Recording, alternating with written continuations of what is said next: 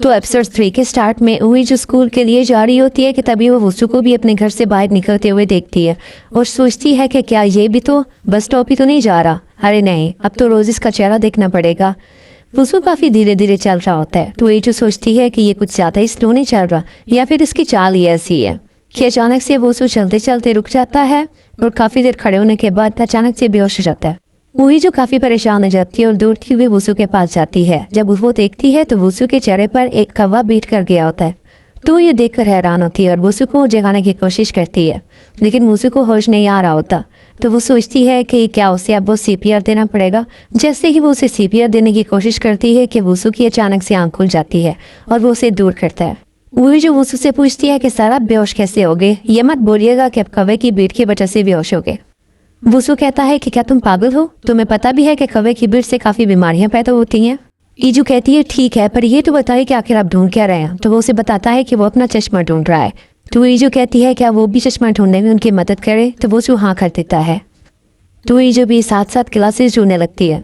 जैसे ही वो ग्लासेस ढूंढ रही थी कि उसी के पैर के नीचे वसु के ग्लासेस आ जाते हैं और टूट जाते हैं। तो वसु कहता है क्या तुमने अभी मेरे चश्मे पे पैर रखा। तो वो कहती है नहीं सर, ये तो बस किसी टहनी पे मेरा पैर आ गया जिससे टहनी टूट गई, और ग्लासेस को उठा के अपने बैग में रख देती है। वसु उससे पूछता है कि बताना ज़रा टाइम क्या हुआ है। वो कहती है 7:40। तो वसु उसे अपना फ़ोन देता है डोंगजू को फ़ोन करने के लिए। तो ईजू कहती है कि सर आपकी आंखें इतनी ख़राब हैं क्या आपको नंबर भी नहीं दिख रहे, और फ़ोन मिलाकर वसु को दे देती है। तो वसु डोंगजू से कहता है कि मेरे रूम में डेस्क के अंदर एक एक्स्ट्रा पेयर रखा है तो उसे आते वक्त लेके आ जाना, मैं बस स्टॉप वाली रोड पर वेट कर रहा हूँ तुम्हारा। नेक्स्ट सीन में डोंगजू और ईजू और गियन मिलकर उसके ग्लासेस ढूंढ रहे होते हैं, लेकिन डोंगजू को ग्लासेस नहीं मिलते। डोंगजू वसु से कहता है देखा, इसीलिए मैंने कहा था कि हमारे साथ कार में चलो, अब देखा क्या हुआ। वही ईजू मनी मन सोचती है कि अब मैं इन ग्लासेस का क्या करूं, क्या मैं इन्हें फेंक दूं या अपने पास ही रखूं। मुझे पहले ही इन्हें फेंक देना चाहिए था, अगर मैं पकड़ी गई तो मेरा क्या होगा। कि तभी दाजू कहता है कि अगर हम यहाँ पे ग्लासेस नहीं मिल रहे तो इसका मतलब कोई ऐसा इंसान ग्लासेस को ले गया है जिसे ग्लासेस की नॉलेज है, उसे पता है कि ये कितने महंगे हैं। और कहता है ईजू तुम्हें क्या लगता है। तो ईजू कहती है हाँ मुझे भी यही लगता है। डोंगजू कहता है कि हम स्कूल के लिए लेट हो रहे हैं, हमें निकलना पड़ेगा। और चारों गाड़ी में बैठकर जैसे ही जाने लगते हैं कि गिजोन ईजू को देखता है और कहता है कि आखिर इसे क्या चाहिए, क्या ये हमारे साथ आना चाहती है। और वो अपने साथ ईजू को भी गाड़ी में बिठा लेते हैं। वीजू सभी टीचर को थैंक्स बोलती है उसे राइड देने के लिए। वीजू गोया को मैसेज करती है और कहती है गेस व्हाट, मैं अभी टीचर्स की गाड़ी में बैठी हूँ डोंगजू और दाजू के दरमियान में। तो गोया कहती है क्या, ये कैसे हुआ। तो वो कहती है कि मैं ये सब तुम्हें स्कूल में आके बताती हूँ। कि वसु बोलता है कि मैं अपनी सीट पीछे कर रहा हूँ। उसकी सीट पीछे करने से डोंगजू अनकम्फर्टेबल हो जाता है। कि तभी वीजू मन में सोचती है कि डोंगजू सर आखिर इस सकरू को क्यों सह रहे हैं। थोड़ी देर बाद डोंगजू को नींद आने लगती है। भी दाजू गिचोन को बोलता है कि मैंने तुम्हें कितनी बार कहा है कि इसे रात को सोने दिया करो। तो गिचोन कहता है मैंने कब इसे रोका था, इसी ने जगने के लिए कहा था, तो मैं क्या करता। दाजू गिचोन से कहता है कि तुम ही हो जिसने इसे सारे रात सोने नहीं दिया, तुम्हें पता नहीं कि आखिर इसे सोना कितना पसंद है। इन दोनों की कन्वर्सेशन सुनकर ओइजू दिल में खुश हो रही होती है, बट पूरी लाल हो जाती है और सोचती है वाह क्या लाइंस मिली है अपने नॉवेल्स के लिए। गिजोन ईजू से कहता है क्या तुम्हें गर्मी लग रही है, क्या मैं एसी ऑन करूं। तो वो कहती है नहीं सर मैं ठीक हूँ। कि तभी स्कूल आ जाता है। ईजू सोचती है कि सभी लड़कियां उसे बुली करेंगी कि आखिर उसकी हिम्मत कैसी हुई टीचर्स की गाड़ी में बैठने की। इस डर से ईजू गाड़ी में नीचे बैठ जाती है। दाईजू कहता है ये तुम क्या कर रही हो। तो ईजू कहती है अगर इन लड़कियों को पता चल गया कि मैं आप लोगों के साथ बैठी हूँ तो ये लोग मुझे मार डालेंगी। स्कूल की गर्ल्स कार के पीछे भागने लग जाती है। स्कूल के मेन गेट पर डोंगजू दाईजू और वसु उतर जाते हैं। सभी लड़कियां भी इन्हीं के पीछे पीछे चली जाती हैं और गिचोन गाड़ी को पार्किंग लॉट में ले जाता है और खुद चला जाता है। ईजू भी बैग से उठ जाती है और सोचती है कि चाहे वसु कितना भी अफरी हो, लेकिन आज उसने मेरी हेल्प की अपना कोट देकर उसे अपना आप ढकने के लिए। ईजू जैसे ही गाड़ी से बाहर निकलने लगती है कि वसु भी वहां पर अपना कोट वापस लेने आ जाता है और इसे गिरने से बचाता है। और ईजू से पूछता है कि सच बताना, वो जो शोर था वो मेरे चश्मा टूटने का ही था ना, तुमने उस पर पैर रख दिया ना, सच सच बता दो मुझे, मैं तुम्हें कुछ नहीं कहूँगा। तो वो इनकार कर देती है। तो वसु तभी उससे पूछता है कि वो उस लेटर का क्या हुआ, क्या तुमने वो कंप्लीट किया। तो वो कहती है नहीं सर मैं भी वो कंप्लीट कर रही हूँ। नेक्स्ट सीन में वसु एक न्यू स्टूडेंट को इंट्रोड्यूस करवाता है और कहता है कि एक एक्सचेंज न्यू स्टूडेंट है जो नई क्लास में आई है। न्यू स्टूडेंट अपना इंट्रोडक्शन देती है और कहती है कि मेरा नाम जेनी है और मैं सिंगापुर से आई हूँ। मैं यहाँ पर बहुत खुश हूँ और आप लोगों से मिलकर अच्छा लगा। जेनी से मिलकर सभी बहुत खुश होते हैं वुसू उसे जिया के साथ एक्स्ट्रा सीट पे बैठने के लिए बोलता है। ग्लासेस के बिना वुसू को काफ़ी प्रॉब्लम हो रही थी। वुजू भी ये नोट करती है और काफ़ी गिल्ट फील करती है। वुसू कहता है कि जेनी को कोरियन कल्चर और स्कूल का पता नहीं है, तो तुम सब बच्चे इसकी मदद करना। ऐसा कहकर वो वहाँ से चला जाता है। सभी बच्चे जेनी से बात करने आते हैं। वही जो जेनी से पूछती है क्या तुम कोरियन हो, तो जेनी जवाब देती है हाँ मैं कोरियन हूँ, लेकिन मुझे कोरियन नहीं आती, लेकिन मैं इंग्लिश बहुत अच्छे से बोल सकती हूँ। लेकिन अगर तुम मेरी हेल्प करोगी तो मैं कोरियन भी बहुत ही जल्दी सीख जाऊंगी। नेक्स्ट सीन में वीजू को दिखाते हैं जो ग्लासेस को आपस में चिपकाने की कोशिश कर रही होती है, लेकिन ग्लासेस नहीं जुड़ते और सोचती है कि ग्लासेस चेंज करने की वजह से वो सर को अच्छा फेर नहीं हो रहा होगा और सोचती है कि आखिर ये चिपक क्यों नहीं रहे हैं। वो कहती है क्या इन्हें फेंक दूं, फिर कहती है नहीं मुझे इन्हें वापस करना होगा। नेक्स्ट सीन में दाजू को दिखाया जाता है जो जापानीज पढ़ा रहा होता है कि तभी वो देखता है कि वो जो उसकी क्लास में किसी और का काम कर रही है और कहता है क्या तुम्हें मेरी क्लास में हो तो तुम्हें मेरी क्लास में ध्यान देना चाहिए। नेक्स्ट सीन में दोंगजी को दिखाया जाता है जो वसु से कह रहा होता है क्या तुम ठीक हो, तो वसु कहता है नहीं मुझे चक्कर आ रहे हैं। कि तभी दाजू वोइजू को अपने साथ ऑफिस में ले आता है और वसु को आके बताता है देखो मेरी क्लास में ये तुम्हारा होमवर्क कर रही थी। वसु वोइजू से कहता है जो तुमने लिखा है वो मुझे पढ़ के दिखाओ, लेकिन वोइजू कहती है लेकिन यहाँ तो बहुत सारे टीचर हैं, मैं आपको बाद में सुना दूंगी। तो वसु कहता है नहीं अभी सुना मुझे।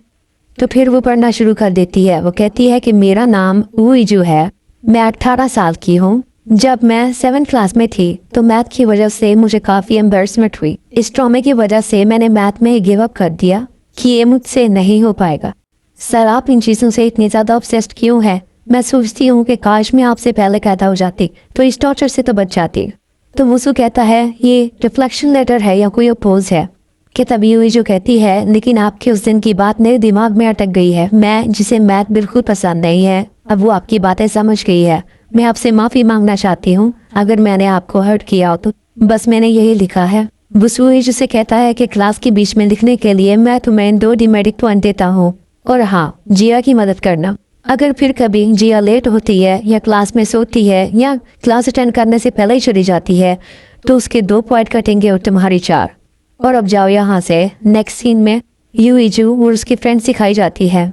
यूइजू की एक दोस्त से कहती है कि आखिर वो तुम्हारे साथ ही ऐसा क्यों करता है? क्या वो तुम्हें पसंद तो नहीं करता या फिर तुम उसकी एक्स गर्लफ्रेंड की तरह दिखती हो? कहीं वो सुसर के पेरेंट्स और तुम्हारे पेरेंट्स आपस में दुश्मन तो नहीं है? हो सकता है इसलिए वो तुम्हें इतना परेशान कर रहा हो। नेक्स्ट सीन में वोसु क्लास में आता है और पढ़ाने लगता है कि तभी गोया बोलती है कि सर ईजू बीमार है, वो अच्छा फील नहीं कर रही है। वोसु वोइजू से पूछता है क्या हुआ है? तो ईजू बोलती है कि मेरा सर घूम रहा है सर, मुझे ऐसा लग रहा है जैसे मैं मरने वाली हूँ। वोसु को पता चल जाता है कि वोइजू ने फेस पाउडर लगा रखा है। चिल्लाता है और कहता है यूइजू अभी सब मैंने पढ़ाया उसे एक्सप्लेन करो।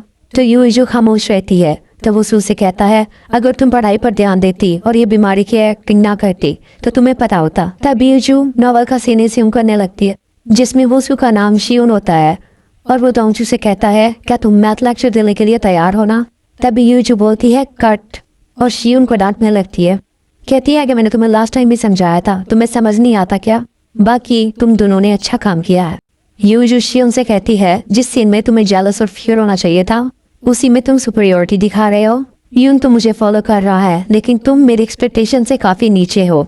समझ में आया शियोन तुम्हें? शियोन कहता है कि मैंने वही तो किया। तो यूजू चिल्लाती है और बोलती है तुम्हारी हिम्मत कैसे हुई मेरी बात काटने की? मैं एक राइटर हूँ और तुम सिर्फ एक कैरेक्टर।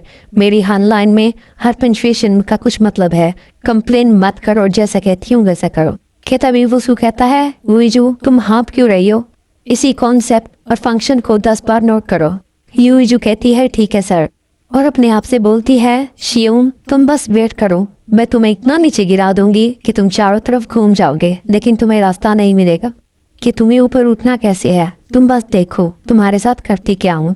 नेक्स्ट सीन में सब लोग लंच कर रहे होते हैं तो गोया जेनी से पूछती है कि तुम्हारा कोई बॉयफ्रेंड है? तो जेनी कहती है हाँ वो ब्राज़ील से है। फ्रेंड्स पूछती है कि तुम दोनों कैसे मिले? जेनी बोलती है कि हम दोनों पेरिस में मिले। वो एक कोरियन स्टूडेंट था जो फोटोग्राफी सीख रहा था, मुझे अपनी मॉडल बनने के लिए कहा, तभी से हम दोनों साथ हैं और अभी वो फ्रांस में है और मुझे बहुत मिस करता है। वही जो जेनी से पूछती है कि तुम्हारे बॉयफ्रेंड ने तुम्हें पहली बार क्या कहा था?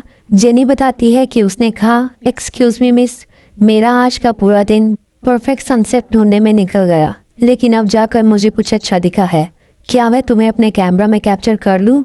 कितना रोमांटिक था ना जेनी ने वो। तो सभी हाँ करती है, लेकिन यूईजू चुप थी। नेक्स्ट सीन में वुसू को दिखाते हैं जो आई क्लिनिक से निकलकर फार्मेसी जा रहा था।